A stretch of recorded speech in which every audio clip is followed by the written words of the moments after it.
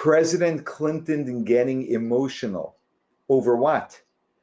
Over the fact that 25 years ago, Israel offered Yasser Arafat, the Palestinians, a Palestinian state, everything that they are demanding, and they turned it down. Watch this. And I think what's happened there in the last 25 years is one of the great tragedies of the 21st century. And when I tell the young people, for example, who are understandably in America, or let's say they're super sympathetic with the Palestinians, well, they've been killed, a lot of those Palestinians have, and all they know is that a lot more Palestinians have been killed than Israelis. And I tell them what Arafat walked away from. And they can't believe it. I said, oh yeah, he walked away from a Palestinian state with a capital in East Jerusalem, 96% of the West Bank, 4% of Israel to make up for the 4% that the settlers occupy that were beyond the borders in the 67 war. And I go through all the stuff that was in the deal, and they it's not on their radar screen. They can't even imagine that happened. And I tell them,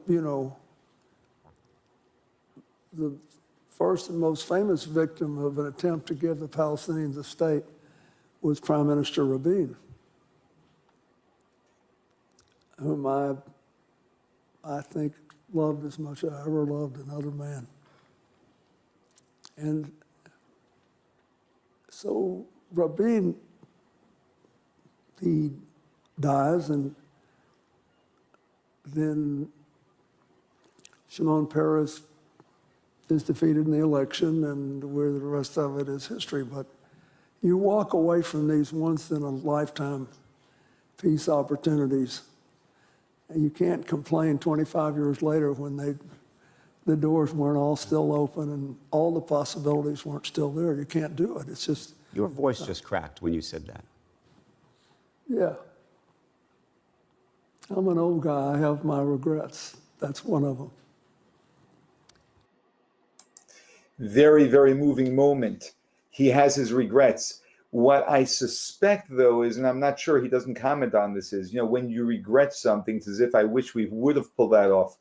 But actually, it would be impossible for him to have pulled that off. Why?